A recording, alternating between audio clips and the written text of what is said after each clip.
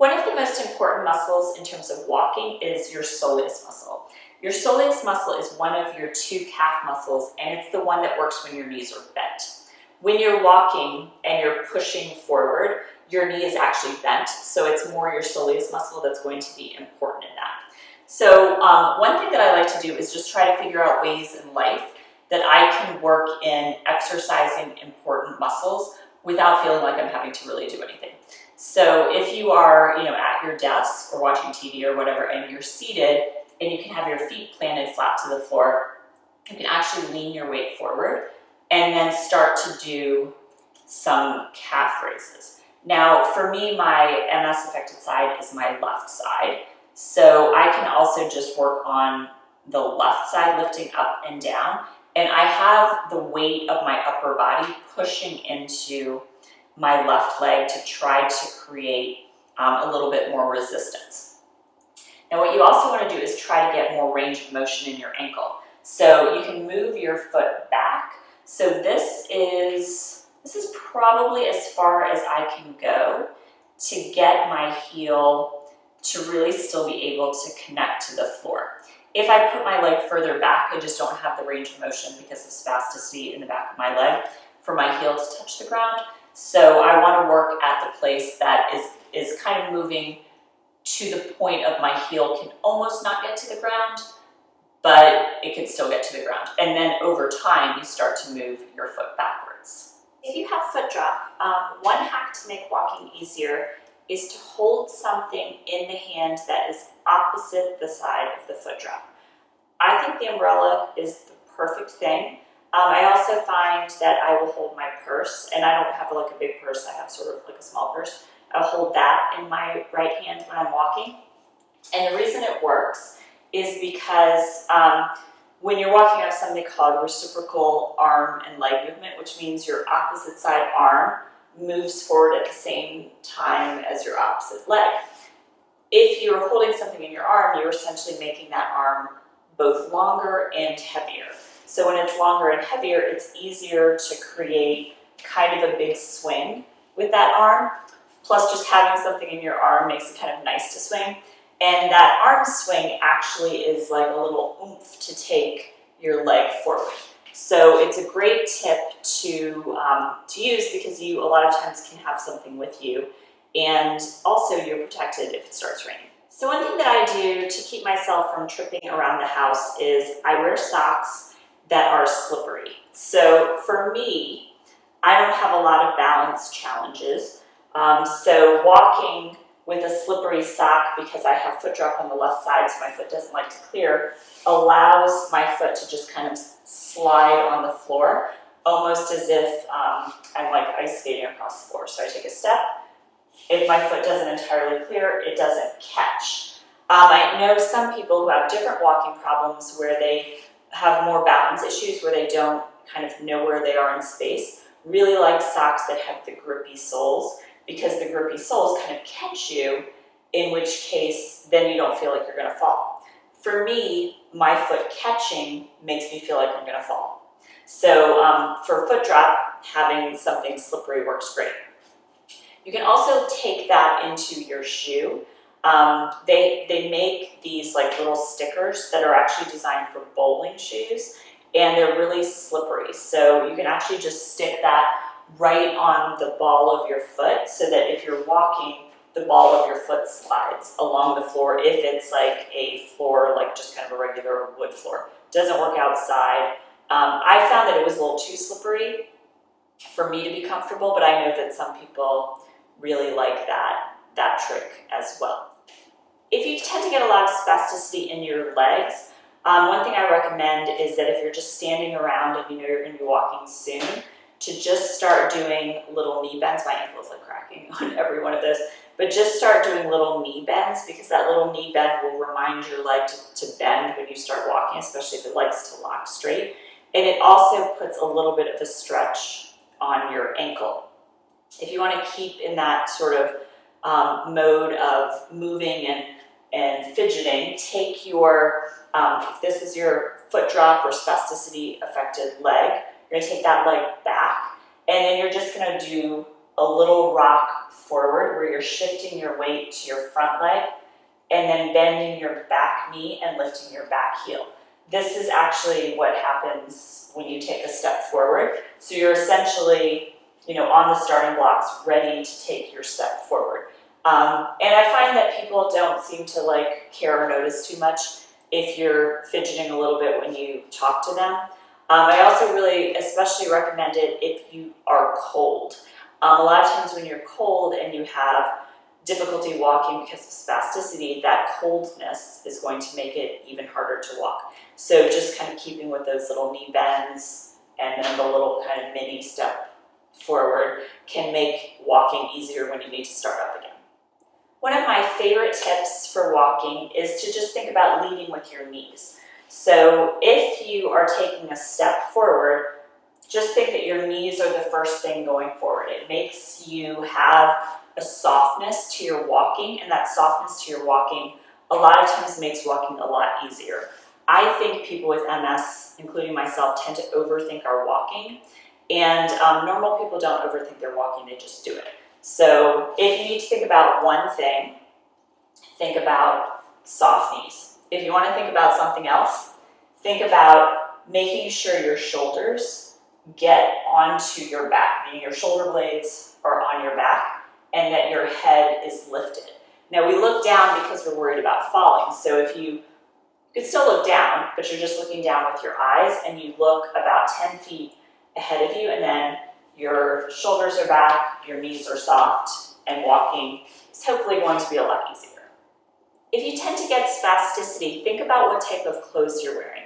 Tight clothes can actually make spasticity worse, especially if it's around the joint that is problematic. I don't like socks that come up really high. So if I do socks, I tend to go with a sock that is kind of a low sock because tightness around my calf tends to make my spasticity worse. I have a client who really likes to wear shorts because that makes his leg spasticity, his quad spasticity, a lot better. Also, you don't want to wear clothes that are really heavy. You can be warm by layering light clothes, and you don't necessarily need to wear a coat that weighs like 10 pounds because every bit of extra weight can make walking a little bit harder. So think light, loose fabrics, not tight around any joints. If you're walking in a busy place where your balance and everything seems a little bit off, having something to push can make walking a lot easier. Some of us are using walkers, and that's great because then you would have them with you. It would be like a product you would carry around everywhere. At airports, having the kind of high suitcase that is on the wheels that pivot in all directions is really nice because it's almost like you have a walker that you're pushing in front of you. At the grocery store, instead of wearing yourself down and having your balance being affected by the really heavy baskets, try just grabbing a shopping cart, because grabbing a shopping cart is going to be something you can push. It's almost like a walker in some ways, so it can help you with your balance. And I find a lot of times for me, my walking tends to be most effective when I'm in crowds. So having something to help with my balance and my walking in crowds can be really helpful. If you're walking and you carry something, try to mix up which side it's on. If you have foot dropper weakness on your left side, you might try carrying your purse on your right side. Now personally, I have foot dropper weakness on my left side, but I carry my purse on my left side because I have hip instability on my right side, which a lot of times goes together. So for me to have something on the left side actually helps level off my hip on the right side. So kind of play around with how you're carrying things to see if something's making something easier or harder. One of the best things that I do to make my walking easier is I walk with a heel lift. So even though these are just regular tennis shoes, even a regular tennis shoe probably is going to have a little bit of a lift on the heel. Now I actually add in a little something extra in my shoe. So I have these heel lifts that I buy that are basically stacked little stickers of rubber. So this is 3 little stacks of rubber, which I think is going to create maybe a ½ inch, and then adding to my orthotic that I have in the shoe, that's another ½ inch or so. I probably have created about an inch heel on these shoes. I trip the least in about 1.5 inches of a heel. So my favorite shoes to wear have a little bit of a heel to them. Now the reason that works is because my calf is so tight that if I can have a little bit of elevation when I walk, first the spasticity doesn't kick in as much, and then I also just have a little bit easier time walking forward. Now I do make sure that I have a really wide heel because I'm not walking in stilettos anymore, sadly, but having that little heel is helpful. Now, if you like cowboy boots, there's probably no better shoe to walk in for foot drop. And the reason for that is 3 things. First, you're gonna have a little bit of a heel. It's not gonna be a high heel if you're getting like a real cowboy boot. It's gonna be kind of a mini heel. That mini heel is going to help, again, if you have some spasticity in your calf, that's shortening your calf and making it harder to walk.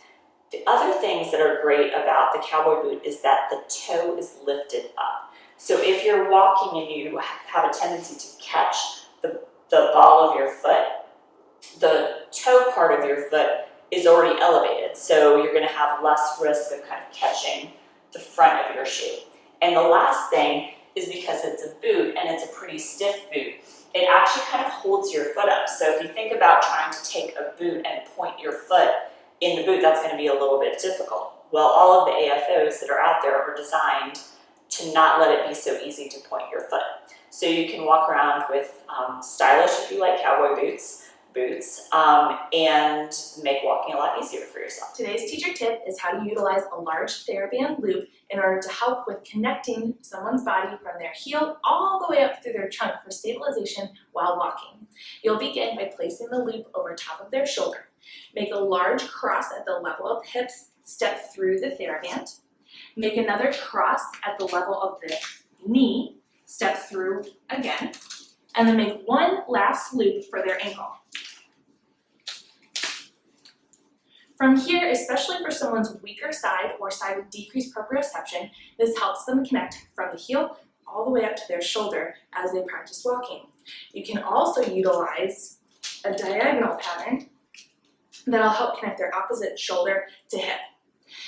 As you utilize this, it can help with a little bit of knee and hip flexion while walking, and also just to help maintain that connection across the body. So the idea here is if someone is missing some arm swing, they need a little extra rotation if they're one of those really stiff upper body people, or we have Parkinson's disease and need some of those bigger movements to emphasize, we can start, I'll just let you walk, so we'll just walk, good, and then turn around, and we'll end up still back in this line.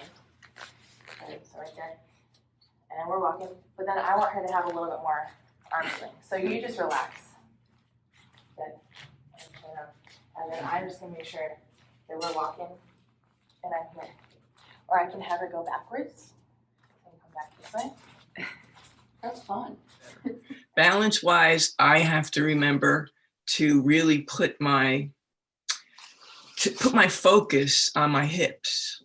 And Megan has taught me this. And so I'm now much more aware of my posture, which I think is very, very important at all times. Like when I stand up to walk, I want to make sure I've got those hip muscles engaged, the hips. So I'll do a rotation, I'll do something before, and then get my feet real planted, and everything's just easier when you slow down, focus on what it is you're doing.